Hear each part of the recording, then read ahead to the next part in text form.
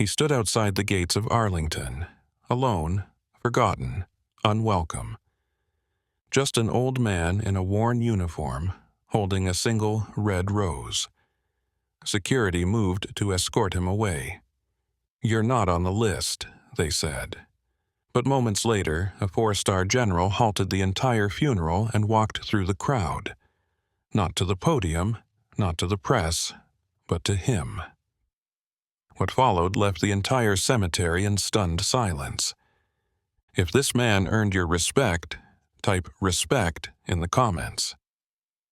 The air was still over Arlington that morning. A soft mist clung to the grass, and the sky wore the kind of muted gray that made voices lower and footsteps seem heavier. Flags stirred gently along the perimeter wall, their fabric whispering through the silence like memory made visible. Inside the wrought iron gates, the nation's finest moved with solemn purpose. Chaplains, honor guards, and aides-de-camp arranging a burial unlike most. General Peter Langford was being laid to rest. He had commanded men across 3 continents, shaped doctrine from decades of hard-earned wisdom, and died with more stars on his shoulders than most ever dreamed of. A state funeral was expected, and this was exactly that: precision, power, perfection. Cameras from 3 networks were already in place, their lenses trained on the canopy-covered platform where the casket would soon arrive. Officials in dark coats stood along the walkway murmuring in clipped tones. The ceremony was being prepared for history. But just beyond the outer gates, outside the lens of every camera, stood a man no one had prepared for. He wore a faded army dress uniform, the fabric dull with time, seams slightly frayed, brass dull with age. On his chest, no medals, no ribbons, just a single patch, ghosted from decades of sun. His shoes were scuffed, his hat careful but tired. In one hand, he held a red rose. Its stem was wrapped in cloth. The petals had begun to curl at the edges. Security noticed him almost immediately. 2 young officers in pressed blues moved toward the gate. "Sir," one of them said, with that clipped blend of authority and discomfort, "are you here for the Langford service?" The man nodded once. "Name?" "Elias Rowe," he said, his voice low, almost too soft for them to hear. They checked the list. Once, twice, nothing. "You're not on the roster, sir. This is a private military funeral, immediate family, dignitaries, official guests only." "I understand," Elias replied. "Then I'm afraid we have to ask you to leave the perimeter." He didn't argue, didn't plead. He just stepped back, 1 step, far enough to be outside the gate, but close enough to see, then he stood still, the rose trembling faintly in his hand, and waited. The young officer held the clipboard tighter now, his brow furrowing as he glanced between the names and the old man in front of him. Behind him, the other guard shifted uneasily, a hand resting just above the holster, not in threat but in habit, a habit learned from years of procedure. The rules were clear. The names on the list were final. "There's no Elias Rowe here," the officer said again, more firmly this time. "You're not on the guest manifest, sir. Do you have identification?" The man's gaze was steady, but not unkind. He reached slowly into his jacket and pulled out a worn leather wallet. Inside was a military ID, the old kind, faded green, peeling edges, photo nearly worn through. He handed it over without a word. The officer studied it, then frowned. "This expired decades ago," he said. "We can't accept this as clearance." "I served with him," Elias said quietly, as if that were enough. "Sir," the officer hesitated. "We need authorization from the Langford family or military command to allow entry. Without it, we can't make exceptions. I'm sorry." Inside the cemetery, the low murmur of voices grew fainter. Rows of chairs were filling. The casket was en route. A line of black vehicles crawled along the main lane, flanked by motorcycles and staff cars bearing flags. Bagpipes tuned in the distance. The ceremony had begun. But outside the gate, Elias Rowe remained. He took back the ID with a slow nod, returned it to his coat. Then he stepped aside, not with anger. Anger, but with something deeper, something heavier. He found a quiet place beside the stone wall, far enough to avoid blocking the view, close enough to watch. He didn't pace. He didn't speak. He just stood, the red rose still cradled in his hand. The officer turned and tapped his radio. "Command, this is Gate 2. We have a retired Army sergeant, named Elias Rowe, attempting to attend the service. Not on the guest list. Claims he served with General Langford." There was a pause. Static, then. "Hold position. Do not admit. No clearance. No entry." The officer looked back once. The man was still there, watching, uninvited, unmoving. The sky above Arlington remained still, not silent, but waiting. The wind picked up just after the flag bearers took their places, curling through the cemetery in soft, weightless spirals.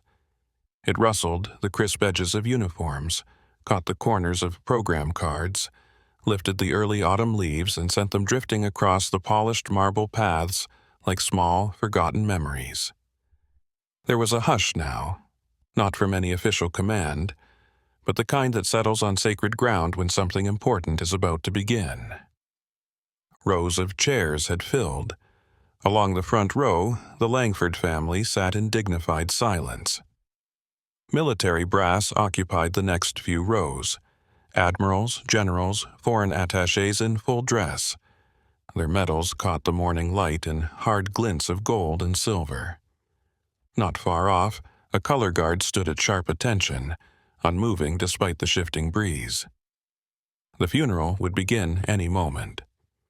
But near the end of the east perimeter, behind a trimmed hedge and the ornate black iron fence, one young lieutenant wasn't watching the podium. His eyes had drifted toward the edge of the gathering, drawn by something he couldn't quite explain. At first, it was just a shape in the corner of his vision, a man in a worn-out uniform standing impossibly still, the kind of figure you'd expect to see in an old photograph, not here among the polished marble and perfectly folded flags. The lieutenant squinted. The man hadn't moved in nearly 20 minutes. He looked wrong. Not wrong like a threat, wrong like an echo, like a story someone forgot to finish telling. The lieutenant took a step closer to the fence, just enough to study the stranger without drawing attention. From this angle, he could see the uniform wasn't standard issue anymore. Old cut, faded fabric, buttons worn dull. But what caught his eye most was the patch on the man's shoulder. It was barely visible, frayed around the edges, the thread pale with time. But it was there, and it meant something. The man's posture was too precise, too rooted. He didn't carry himself like a lost tourist.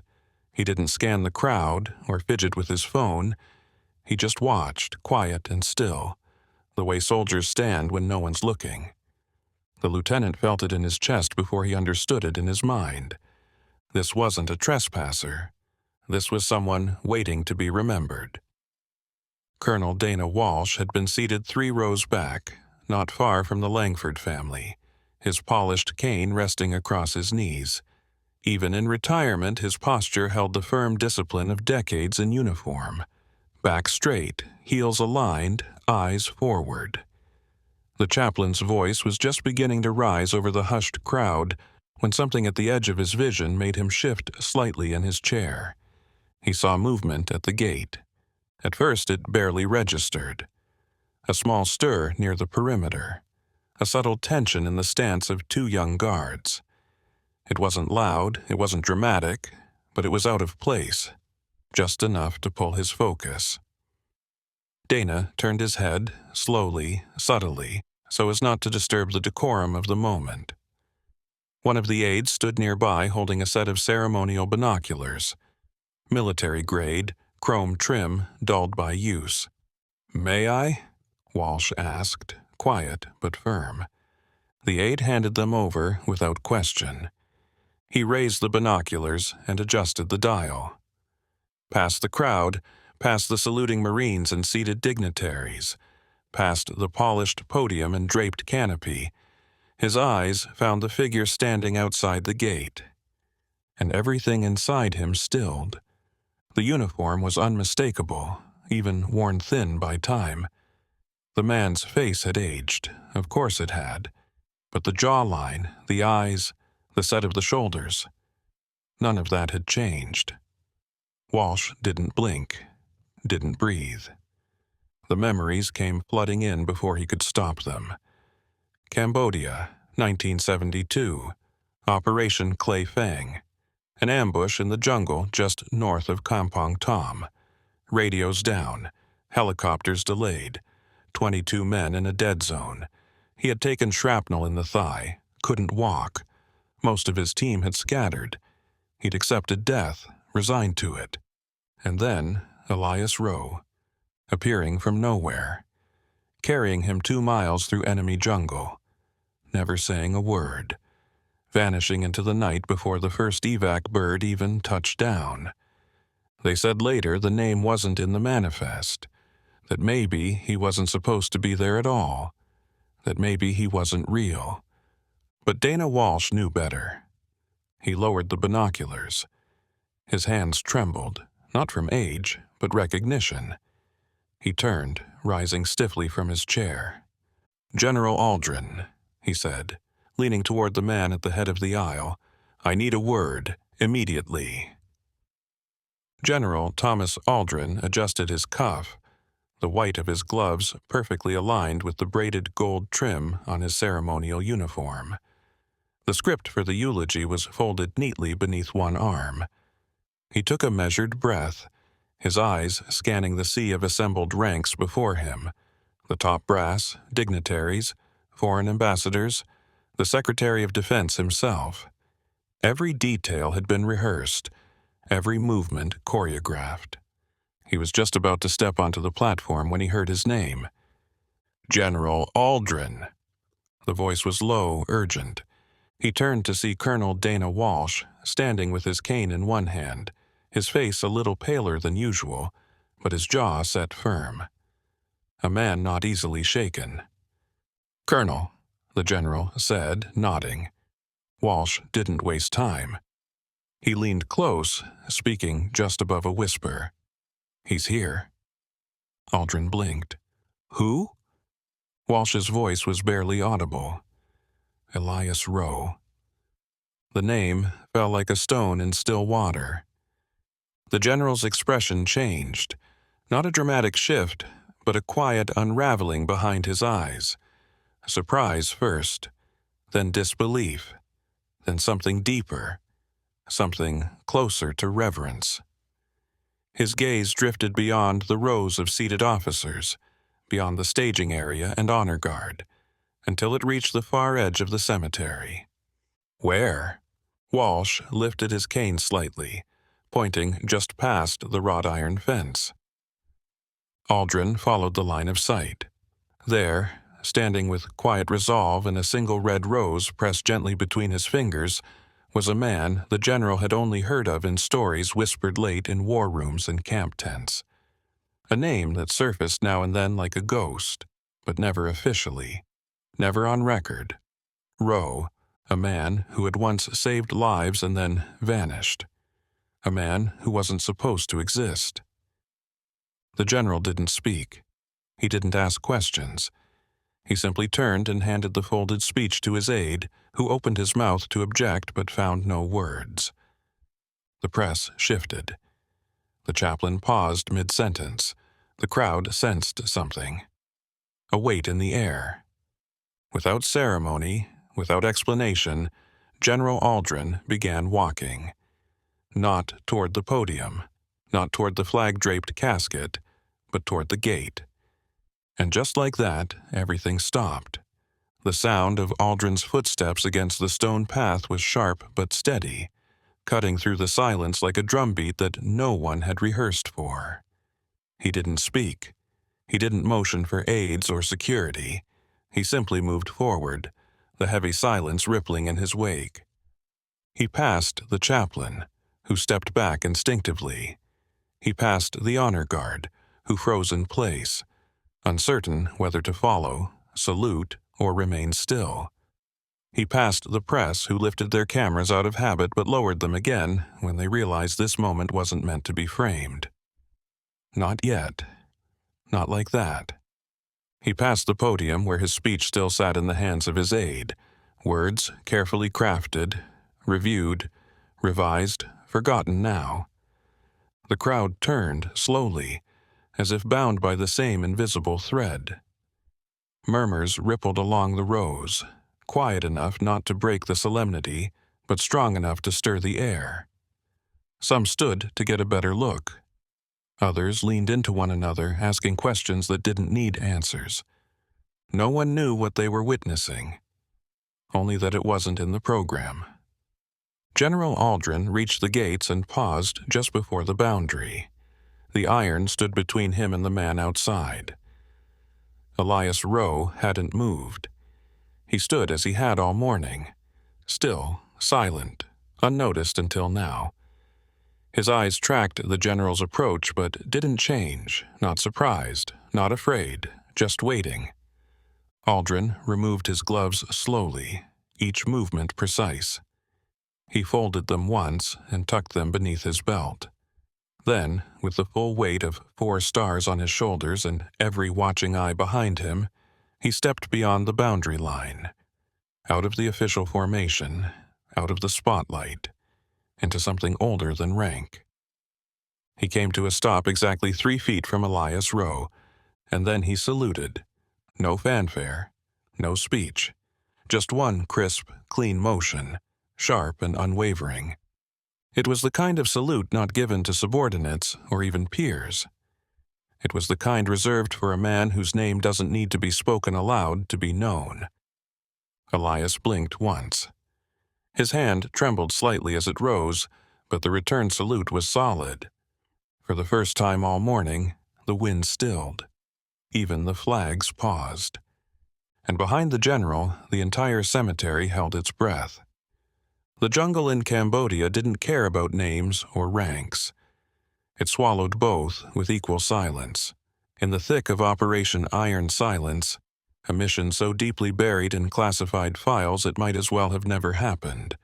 There were no speeches, no briefings, just the breathless chaos of survival. It was June 1972. Night fell like a curtain. The heat didn't break with darkness. It clung to skin, to metal, to the fabric of soaked uniforms.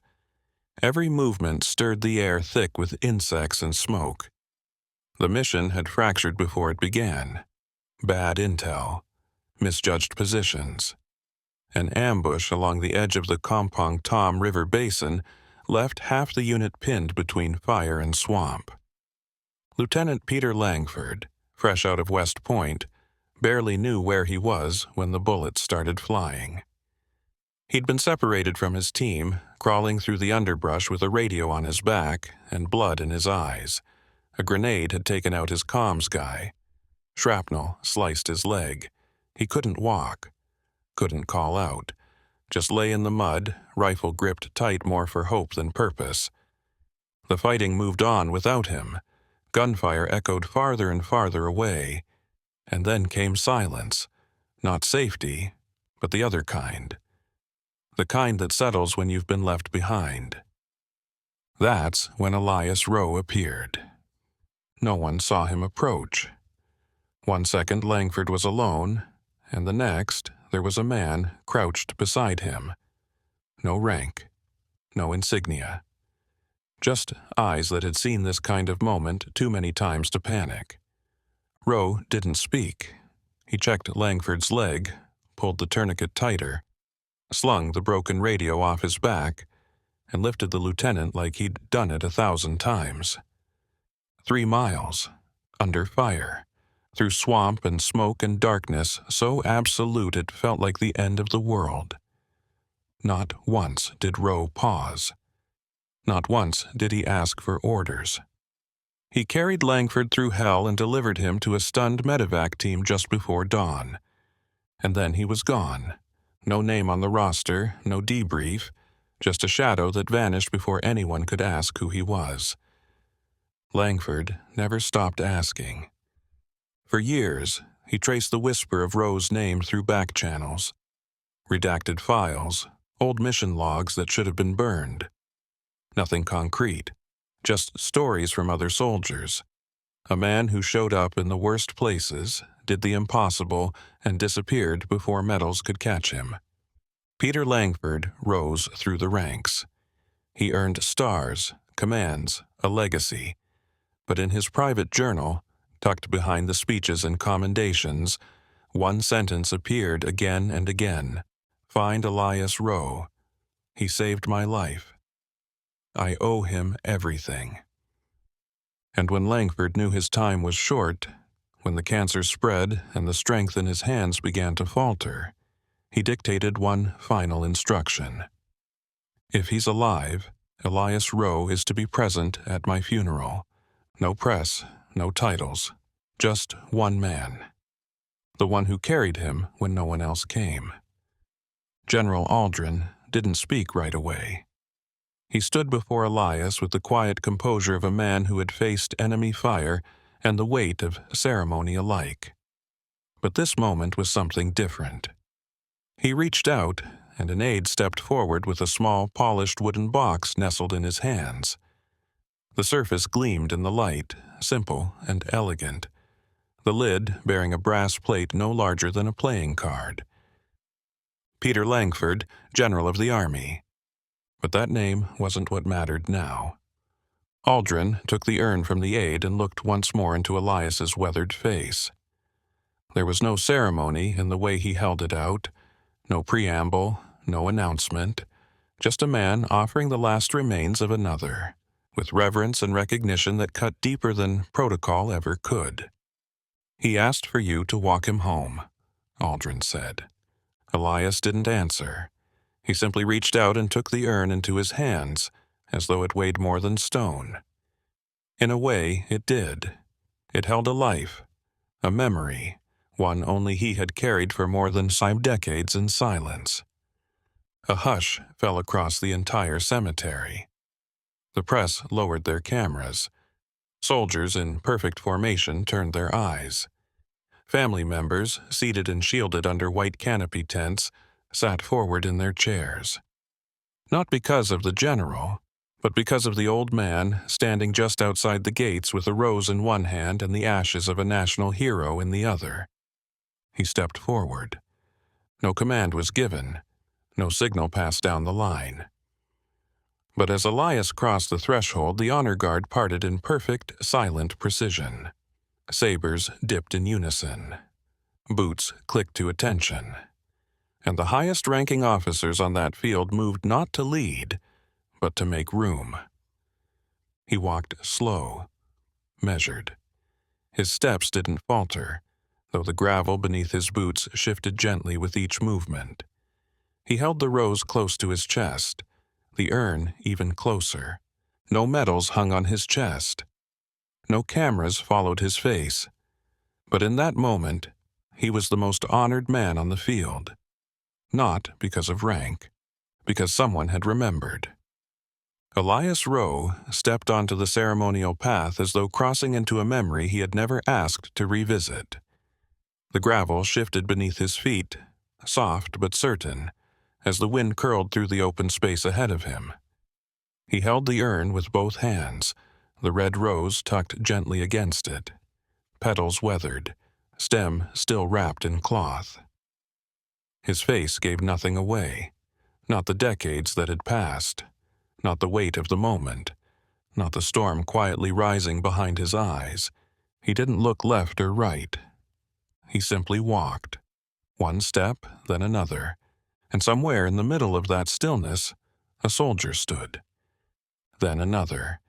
Across the rows of polished brass and tailored uniforms, Men and women began to rise.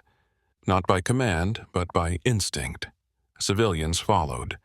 Veterans in threadbare jackets, sons and daughters in dark suits. Some rose with sharp, practiced movements. Others with the slow caution of knees long past their prime.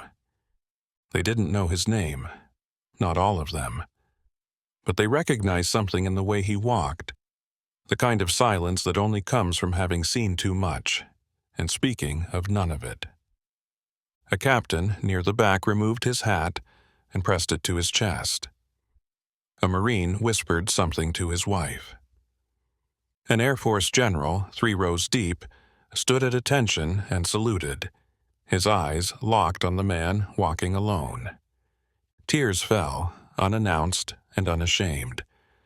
No trumpets played, no order passed down the line. But across that sacred stretch of land, the salutes came, one by one. Not to the urn, not to the flag. To him. To Elias. The man who once carried another through fire and vanished into history like smoke. The past had returned, not with fanfare or medals, but with reverence, a quiet reckoning. By the time Elias reached the final row, the entire field had risen. Not for a general, not for a headline, but for a man whose silence had once saved a life. And in that silence, he kept walking, toward the altar, toward the grave, toward the end of the longest walk of his life. The last notes of taps faded into the branches overhead, carried off by the late morning wind. One by one, the chairs emptied. The family stepped back with folded flags pressed gently to their chests. Generals saluted and turned. Aides gathered their binders. The press lingered at the edges, unsure whether to pack away their cameras or just stand still in the aftermath of something they hadn't come to capture, but somehow had witnessed all the same. The honor guard dismissed quietly. The podium stood empty. The world outside the gates resumed its motion. But Elias Rowe remained. He stood a few feet from the headstone, the rose now laid across the top of the fresh soil. Its color, once vivid, had begun to pale. He waited until the last footstep receded, until the low hum of traffic beyond the cemetery wall returned faintly to the air. Then, and only then, he lowered himself to one knee beside the grave. The movement was slow, careful. His body didn't bend the way it once had, but he didn't flinch. He rested one hand on the corner of the stone, the other still holding the urn's polished box, now empty, but no less sacred. "You always did outrank me," he said, quietly, the corners of his mouth twitching with the hint of a memory. "But I got the last watch." His voice wasn't meant for anyone else. Just the earth. Just the man beneath it.